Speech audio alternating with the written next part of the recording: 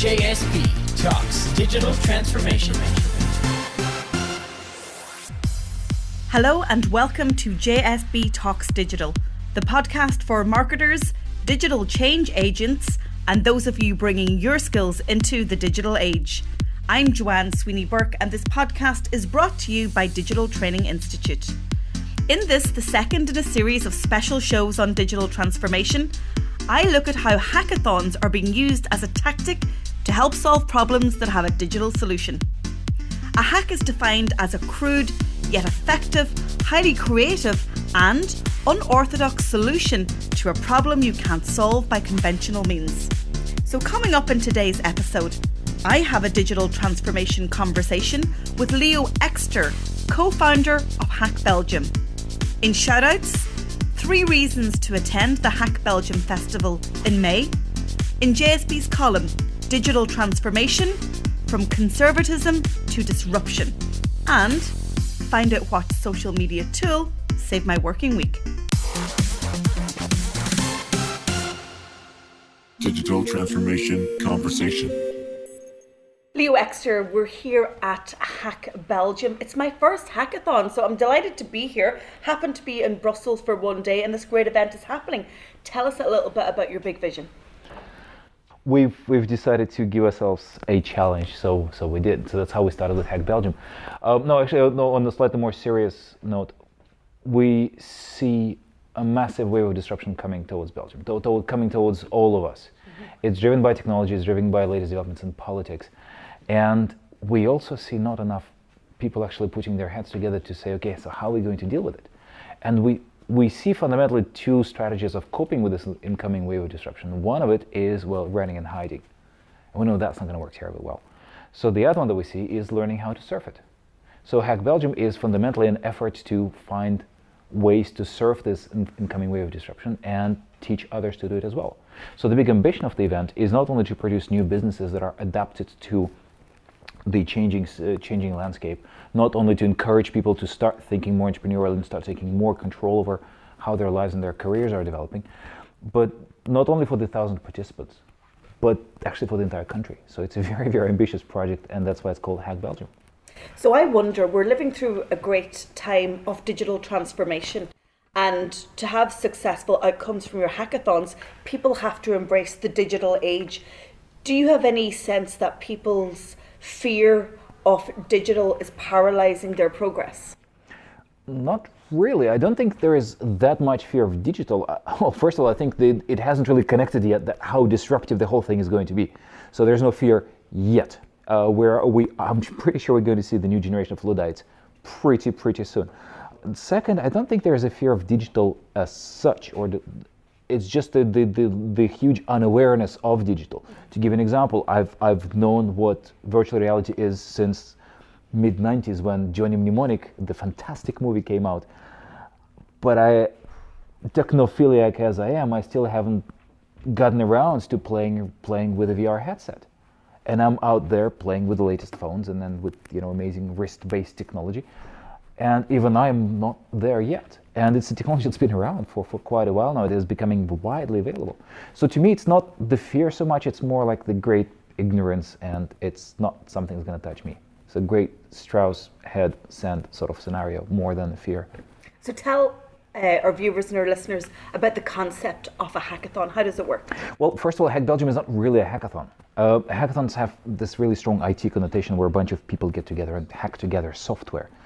Hack Belgium is a lot broader in the sense that we want to not hack software, we want to hack new ideas and hack them into actual functional solutions. It's not about talking, it's not about tinkering with bits of code, it's about designing new kinds of businesses, new spin-offs from universities, new spin-offs from large companies, from small companies, that kind of thing. And that requires a pretty lengthy process where in the beginning you have to start with getting good ideas together. Because if we've done hackathons, we've done over 20 of them by now, and we see that every single time the ideas that come in, most of them are pretty shallow and pretty weak. So we will take the entire first day to actually come up with better ideas. So that's why there's experts, there's workshops, there is ideation sessions. An ideation session for 1,000 people, it's never been done before.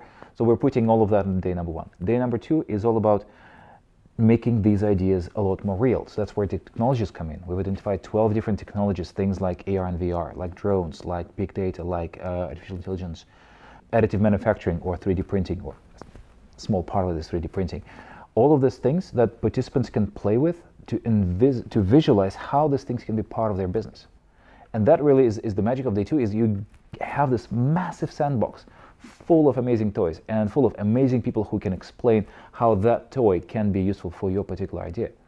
So that's all about sort of firming it up, and also the whole layer of advisors. A lot of them will be digital entrepreneurs, the guys and girls who've built digital businesses that scaled. Because again, the one thing that people need to start thinking about right now differently is size and scale of what they're doing. It's nice to be a good innovative butcher around, for your neighborhood, but imagine what you could do as an innovative butcher that sells meat or whatever it is, some other kind of protein, to the millions, right? And that's the kind of new thinking that we need to bring. That's why there's all of these amazing mentors coming on board. And the third day is sharing. So whatever idea you've been working on for 2 days, come talk to people who are interested in the same kind of thing. It's not about having a jury of middle-aged guys with lots of money in their pocket, and girls, of course. It's about talking to people who are interested in what you're doing because they're also interested in the same thing. It's the people who can tell you how you can make your idea better, how you can make it more tangible, how you can take it to the next level. And that's sort of the whole point of the third day. So over 3 days, you can come up with an idea, make it real, and then make it better. So talk to me about Hack Belgium. Is there an element of place branding in this where you're bringing the people in? It's country specific. Could other nation states learn from what you're doing here? Is it the first country hack, if you like? That's the master plan, of course. Belgium is a convenient test place for this sort of thing because it's a very small country. It's only 10-something million people. So if you know enough of them to begin with, you can bootstrap your network to talk to pretty much anybody you need to in a matter of months, which is what we've done. We have this amazing palette of people that we didn't know before who are coming here, like 200-ish people who are here today. I came from Ireland. All the way from Ireland, and I've never met you before. So isn't that cool? So Belgium is very convenient from that perspective. Also, it's a country that is sort of mostly just fine. But in this mostly just fine, there is a seed of complacency, and there is a seed of, well, it's not really my business. I have a government who will take care of it, right? Mm-hmm. So that we see as a major challenge for us as organizers to actually break through that mentality. And of course, the ambition behind Hack Belgium is to go ahead and make it bigger. And we can make it bigger 2 ways. One is to make it also Hack Ireland, Hack the Netherlands, Hack Italy, Hack Spain, etc. Hack Nepal, why not? I'd love to go to Nepal. But also, why not imagine a 10,000 people strong Hack Europe right here in Brussels? It's all very well. We live in a globalized world, and in the digital age, there are no geographic boundaries. So in a sense, we're retreating back into our nation state, but obviously there's big opportunities to get over the whole border concept. Well, you see, Hack Belgium is a branding that attracts people who live in Belgium, who work in Belgium, who take Belgium seriously, who care about the country. So in a way, it's a bit of branding more so than anything else. The whole global aspect of the entire exercise is for us extremely important because we see the future of business is not selling to people who live within 20 minutes walking distance from you. It's selling globally. And now there's all the tools necessary to do that. But you have to get that idea into people's heads. And that's the hard work. So my last question, how do you change mindsets? Because maybe that's the barrier that you're going to come up against. You have to, that's a very good question. I have a good answer for it too. You have to do 2 things. Well, you have to do 3 things. The first thing you have to do is you have to give people the very explicit permission to go ahead and think out of the box. I know it's a cliche, but people do need to be told by somebody who looks okay on stage and has a sort of strong voice, go ahead and innovate now. It's okay, it's perfectly fine. Nothing will happen. You'll not be punished. That's the first thing that needs to happen. It doesn't happen enough inside the usual everyday workspaces. It really doesn't. Not because people are evil, it's a master plan to keep people oppressed and uninnovative. No. It's just the way routine takes over your daily life. So we have to give people an explicit permission to innovate. Second, you have to give them a whole bunch of toys to play with. You have to give them a lot of stimuli. And stimuli can be people, it can be technology, it can be a blend of people who are doing amazing things with technology. You have to do that. And a third, you have to actually get them to do stuff. Because when they do stuff, they will see the power of their own brains. They will see the power of their own innovation. They'll see the power of the network that is so very easily available these days. So when you put these 3 things into play, That's how you change the mindset for these 1,000 people who are there for the 3 days. But also then they go out into the world and then they talk to their friends and neighbors. And we've seen that ripple effect starting from things like Startup Weekend that began so many years ago in Seattle, and then sort of trickled all its way down to Belgium and to Ireland, of course, and to other places. And people will spread the word. They will share what they're doing by doing what they've come up with at Hack Belgium, and that's how it will change mentality over long term. It's a lot of work, to be very clear, but you have to start somewhere, and we think this is the best way to start. Tonight we're at the Hack Belgium launch party, but in May you're going to have your 3-day festival. So tell people where they can find out more, register, buy tickets and get involved, because you actually want people, you want experts, contributors, people with problems, technologists, developers. So there's a place for everyone. We want everybody, that's for sure. The best way to find out about what the whole thing is all about is on our website, obviously, hackbelgium.be. So just hackbelgium.be, very simple.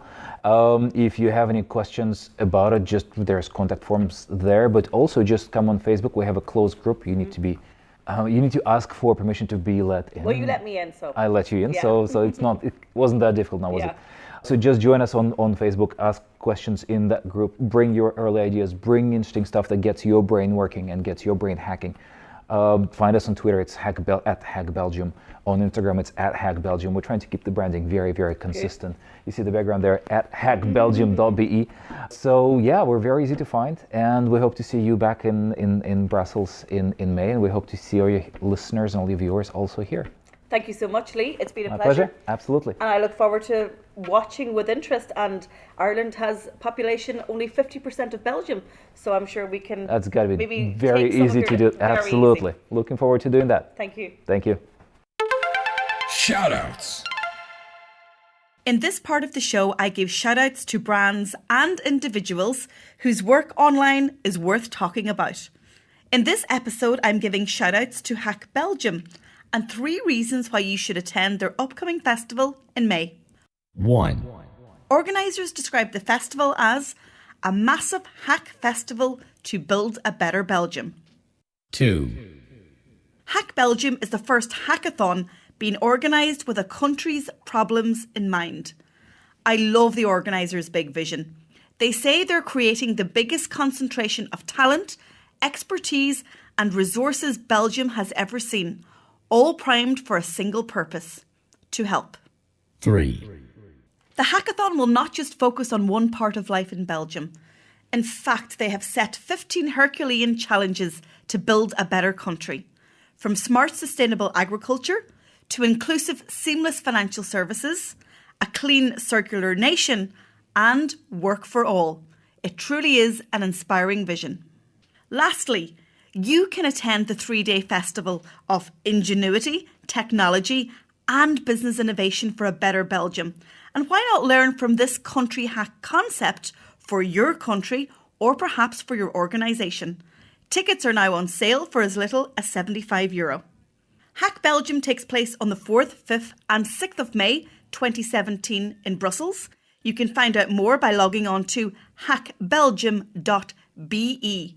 They also have a Facebook group called Hack Belgium and are on Twitter and Instagram as Hack Belgium. JSB Talks. Digital transformation from conservatism to disruption. I have been studying how conservative organisations are embracing video and other technologies in their quest to transform digitally. Based on my research and practice, I have come across a common formula being used by a range of companies. Did you know that police forces are using social video to engage with Gen Z? Or that millennial trainee doctors are learning emergency medicine with augmented reality? What about the political party that is funneling social media fans with live video to convert them into voters? Or the country that has a nation engaged in a hackathon? This year, I will develop a signature talk on this very topic, and I will present a range of case studies illustrating how you can move mindsets, change behaviour, and transform your organisation by opening your door to digital. Here's some questions you might ask yourself when moving from a conservative or even cynical standpoint when it comes to digital and technology. Establish if you are relevant to your audience right now. Are you providing a service, adapting a product, or communicating digitally to benefit your customer experience? How are you using video, social live, and augmented reality to communicate, to provide better customer service, or even to improve your current product or service? How are your competitors or your industry at large evolving? Are you ahead or behind the curve? What talent do you have and what talent do you need to digitally transform? Can you get external expertise to help you through this process? What challenges are you going to face? Financial, staff buy-in, knowledge and skills, or is it time? How much do you want this? What is your why in your digital transformation process? Are you driven by a shared goal and vision to be relevant today and better tomorrow? I am working on a series of case studies of organisations that have embraced digital to great effect. So stay tuned to this podcast series to learn more. If you want to have a digital transformation conversation with me, simply drop me an email to joanne@digitaltraining.ie, because of course, everything starts with a story and a conversation. Social media tool of the week. Have you ever wondered how to brand your snap code?